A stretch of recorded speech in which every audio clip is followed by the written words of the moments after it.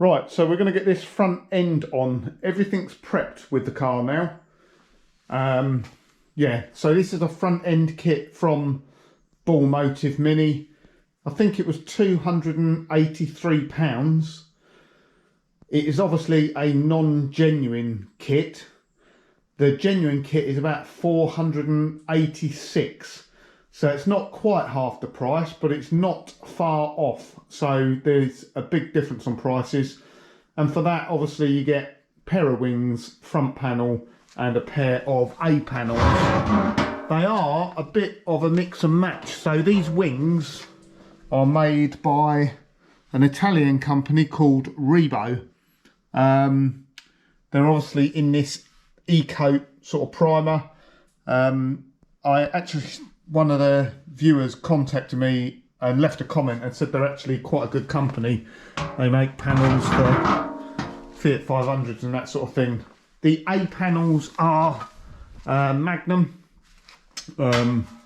Obviously A panels are not that complicated, are they? And the front panel is a Magnum front panel. Now I will say off the bat, so Magnum panels now come Zinc coated. So they used to come with a black sort of eco or paint protector on them now. In the past, they now come bare, but they're zinc coated, they're Zinc coated. So they just come plain like this. Now, what that means is before, well, I guess to be honest, even with the black coating on there, you've got to prep it before I weld it onto the car. So, as you can see, I put the teardrop mounts in already just to make sure they're going okay, and they didn't go in okay. So that's sort of the first problem off the bat I had. So I had to captive or weld the captive nuts in.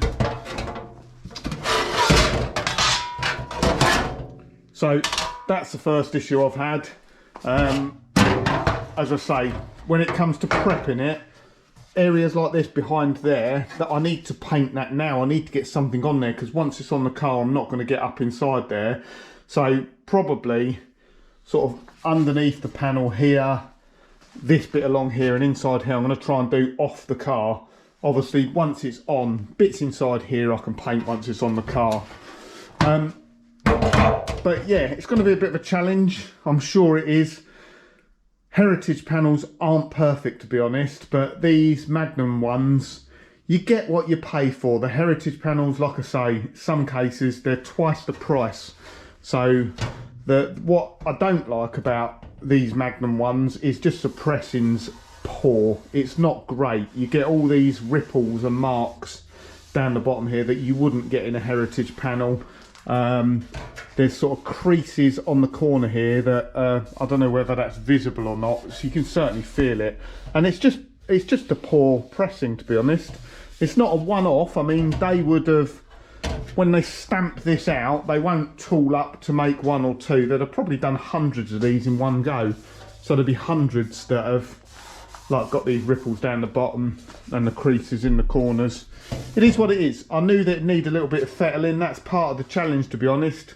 I wanted to do it on a budget. So anyway, let me stop talking.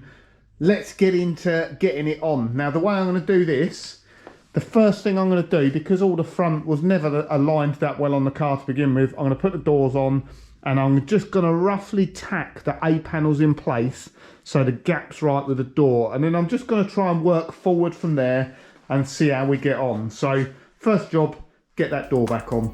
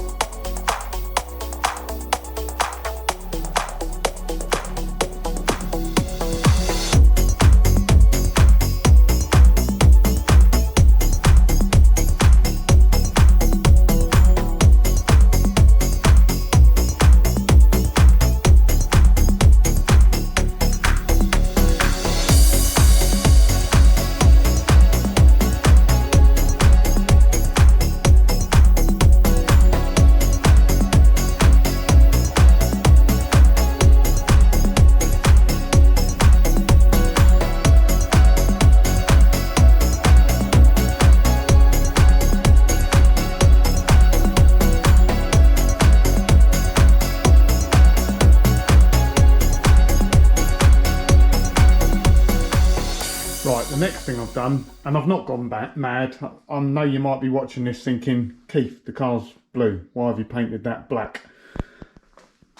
There's a good reason, because I've got a load of black Hammerite spare. And I haven't got any blue spare at the moment. So this is literally, well, it's the unseen bits. So up underneath, yeah, you're not going to see that. This bit's hidden behind the front subframe, and Hammerite's quite hard wearing, so I've primed that, Hammerited it, and just given it a good coat all the inside just to give it rust protection. That's all it's there for, really. Obviously I haven't touched the ends because I'll be able to access them to spray them, but these bits here, once this is welded into the car, you're not going to get underneath to be able to spray that. So it's just had a couple of coats of nice thick Hammerite, and I've done the same on the return edges for the A panels, because obviously this edge will be folded over on the hinge panel, so it's just getting a bit of paint in there just to add a bit of protection. I think the next thing I need to do is get those A panels tacked in place, and then it's just measuring up and getting it all to fit. Right, the next bit of prep work we got to do is, one, remove the stickers. I find soak them in a bit of brake cleaner, that loosens off the adhesive and they peel off quite nicely. And secondly, anywhere where we're going to join panels together, they're going to be spot welded, they need to be bright clean metal. So I use, this is called a strip disc. They're, I don't know what they are, £5 or so on eBay. Just put them in a drill.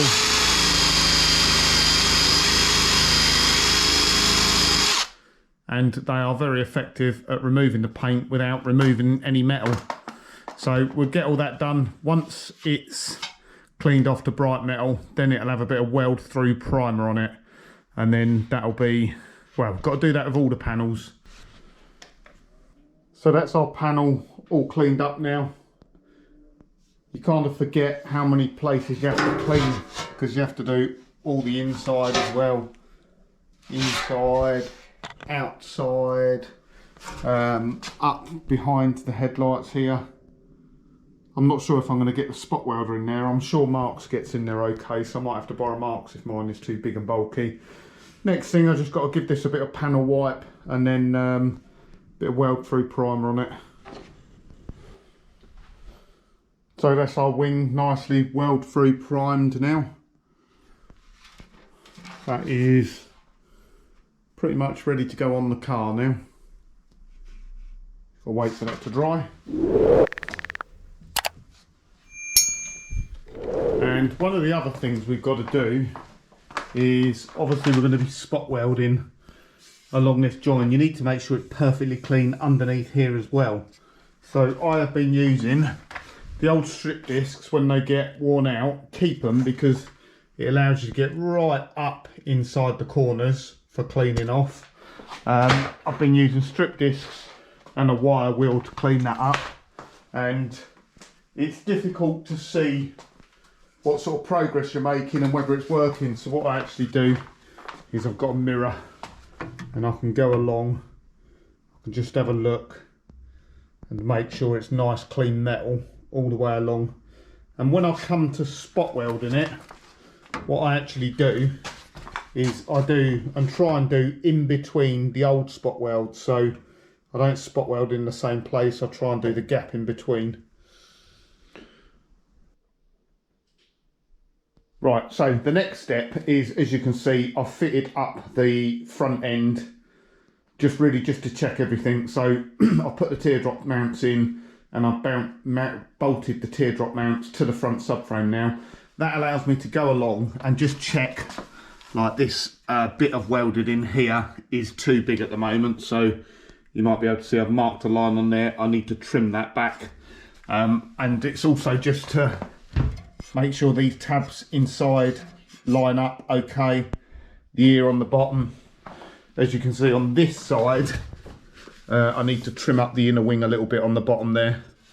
But apart from that, it all seems to line up okay. As far as fettling goes, I've not had to do a great deal so far, so fingers crossed.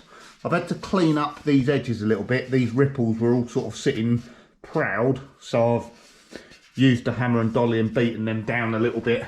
both sides, because obviously when you come to put the wing on, if these are sitting proud, and they were on the wings as well in the corners, so I just had to go round and clean them up. Otherwise I won't be able to spot weld them. I think my only, probably, I don't know actually, I was thinking this would be difficult to spot weld because the metal's quite thin here. There isn't much of a lip, but there is a better lip here. If I can get spot welds right up here and right down there, we'll be good to go. I just need to pull that front end off now, just trim up those little bits of metal, weld through primer on the front, and then I think we can get fitting the A panels on.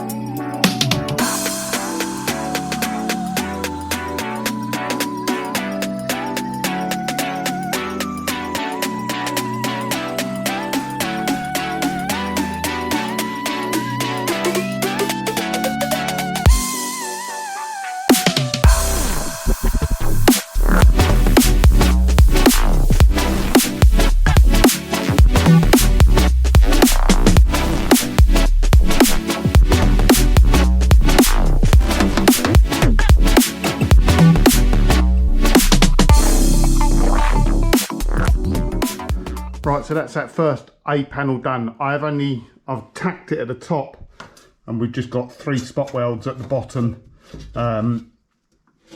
So that's all it's gonna get for the moment. I just wanted to make sure gaps were okay, and obviously the door opens and closes.